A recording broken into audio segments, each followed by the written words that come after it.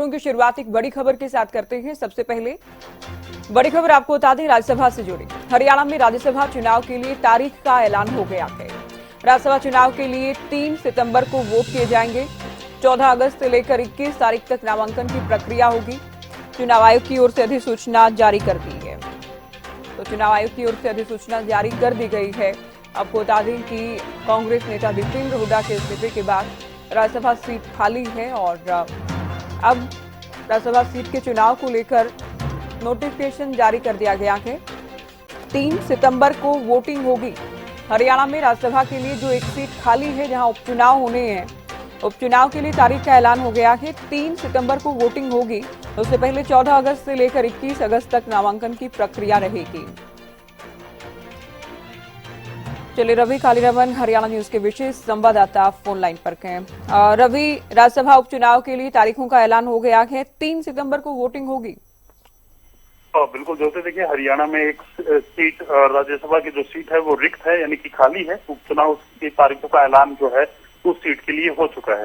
3 सितंबर को वोट डाले जाएंगे। चुनाव आयोग ने इसकी अधिसूचना जो है वो जारी कर दी है।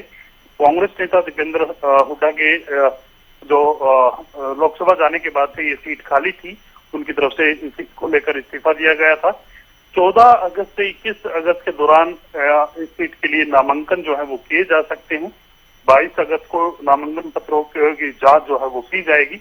इसके बाद 3 सितंबर को जो है वोटिंग जो डे है वो रखा गया है, यानी कि मतदान का दिन है। पूरी नोटिफिकेशन इस को लेकर जारी जो है वो चुनाव आयोग की तरफ से कर दी गई है। जी रवि, अंकगणित क्या कह रहा है? क्या बीजेपी बहुत आसानी से इस सीट पर अपना उम्मीदवार राज्यसभा में भेजने में कामयाब होगी, या किसी तरह का वोटिंग की स्थिति भी हो सकती है? क्योंकि कांग्रेस और बीजेपी में हम लगातार देख रहे हैं वार पलटवार हो रहा है राज्यसभा सीट को लेकर। बिल्कुल ज्योति, देखिए अगर वोटिंग की स्थिति बनती है तो कम से कम 2 कैंडिडेट को चुनाव मैदान में आना पड़ेगा। चाहे विपक्ष से एक कैंडिडेट आ जाओ या कोई निर्दलीय कैंडिडेट भी जो है वो आ सकता है।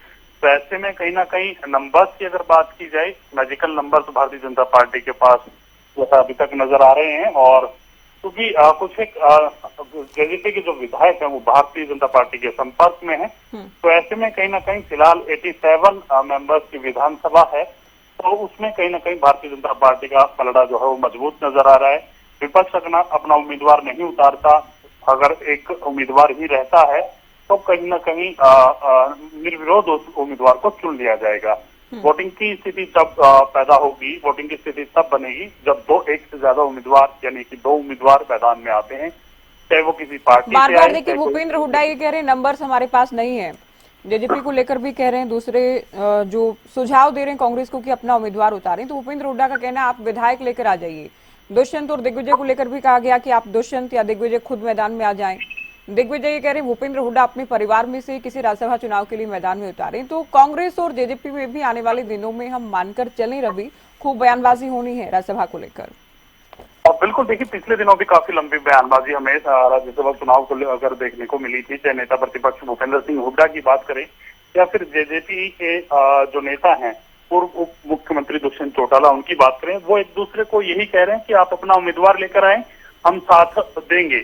लेकिन कहीं ना कहीं उम्मीदवार की अगर बात की जाती है तो दोनों ही दल अपने अपने उम्मीदवार खड़ा करने से कतरा रहे हैं, क्योंकि नंबर्स की अगर बात की जाए तो नंबर्स दोनों दलों को मिलाकर के भी विपक्ष के पास पूरे नहीं बैठते। तो ऐसे में कहीं ना कहीं हार का डर दोनों ही दल के नेताओं को है और कहीं ना कहीं फजीयत ना हो, इसके चलते दोनों ही दल के नेता जो है अपनी अपनी पार्टी से बिल्कुल रवि, और देखना ये भी है कि बीजेपी किसे उम्मीदवार के तौर पर उतारती है, क्योंकि चुनाव करीब है, भले ही उपचुनाव है, लेकिन संदेश जरूर जाता है किस तरह से सोशल इंजीनियरिंग की जाएगी, क्या जातिगत समीकरणों को साधा जाता है, चुनाव से ठीक पहले क्या मैसेज राज्यसभा उपचुनाव के माध्यम से दिया जाता है।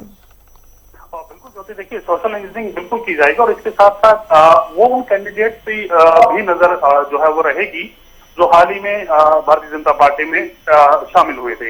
यानी कि चाहे हम कुलदीप बिश्नोई की बात करें, कुलदीप बिश्नोई को भी कहीं ना कहीं ये आश्वासन दिया गया होगा। कुलदीप बिश्नोई भी राज्यसभा जाने के लिए कहीं ना कहीं शीर्ष नेतृत्व से मुलाकात लगातार कर रहे हैं।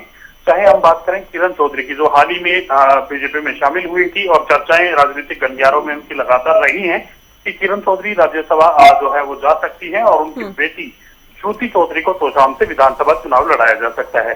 इसके अलावा अगर बात की जाए तो सोशल इंजीनियरिंग इसलिए भी जरूरी है क्योंकि विधानसभा चुनाव बिल्कुल सिर पर है और ऐसे में पार्टी नहीं चाहती किसी विशेष वर्ग को नाराज ना किया जाए या जिस वर्ग के साथ लोग ज्यादा हैं या फिर उनके साथ वोटर्स ज्यादा हैं तो कहीं ना कहीं उनको लुभाने का प्रयास भी यहाँ जो है तमाम पार्टियां करती हैं। तो उसी कड़ी में बीजेपी भी सोच सकती है, सोशल इंजीनियरिंग बिल्कुल की जा सकती है इस पूरी। बहुत शुक्रिया रवि, ये पूरी जानकारी आपने दी, विस्तार से बातचीत की। राज्यसभा को लेकर तारीखों का ऐलान हो चुका है। 14 तारीख से लेकर 21 अगस्त तक नामांकन की प्रक्रिया रहेगी। 3 सितंबर को राज्यसभा चुनाव के लिए वोटिंग की जाएगी। तो ये बड़ी खबर आपको बताई हरियाणा में राज्यसभा उपचुनाव से जुड़े।